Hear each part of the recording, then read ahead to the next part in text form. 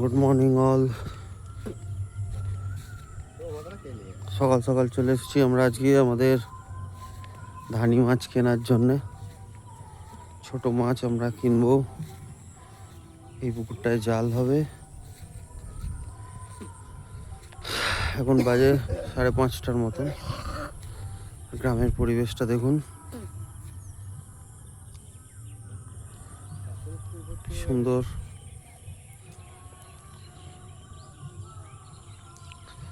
এই পুকুরে জাল হবে আর আমরা ধানি মাছ কেনার চেষ্টা করব, কারণ পুকুরের জল প্রচুর। জানি না কতটা কি মাছ পড়বে। যদি পড়ে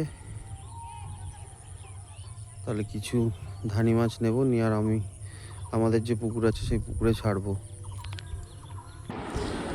আর যেহেতু আমরা খুব সকালবেলায় এখানে পৌঁছে গেছিলাম, আর তখনও জেলে ভাইরা আমাদের রেডি হয়ে ওঠেনি, জাল দেওয়া শুরু হয়নি।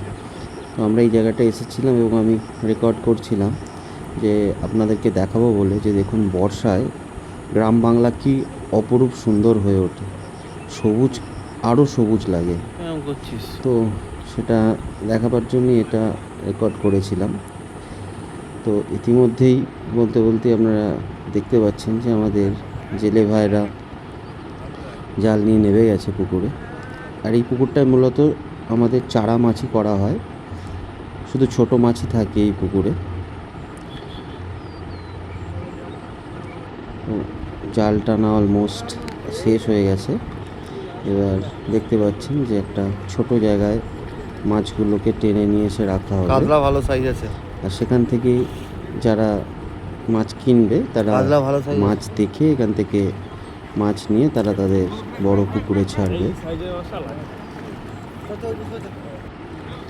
এই একদমই ছোট জায়গা করে ফেলছে, দেখতে পাচ্ছেন আপনারা। এবার আর এখানেই পুকুর থেকেই আমাদের মাছ ওজন করা হয়। ওজন করে মাছ এই যে বড় বড় আপনারা হাঁড়িগুলো দেখছেন, সেই হাঁড়ি করে মাছ চলে যায়, দেখতে পাচ্ছেন। খুবই উন্নত মানের মানে চারা মাছ এগুলো। আর এগুলো আমাদের পুকুর থেকে দাম পড়েছিল 150 টাকা করে কেজি। তো 150 টাকার মধ্যে এখানে রুই, মৃগেল, কাতলা সবই ছিল এবং কিছু কার্প জাতীয় মাছ ছিল। গ্যাস কার্প ছিল না, গ্যাস কাপ বা ব্লাড কাপ না, আঙুর কাপ। তো এরকম জিনিস ছিল। এবার আপনারা দেখতে পাচ্ছেন যেটা ওজন করা হচ্ছে। এই যে হাঁড়িতে মাছ লোড করা হয়ে গেল।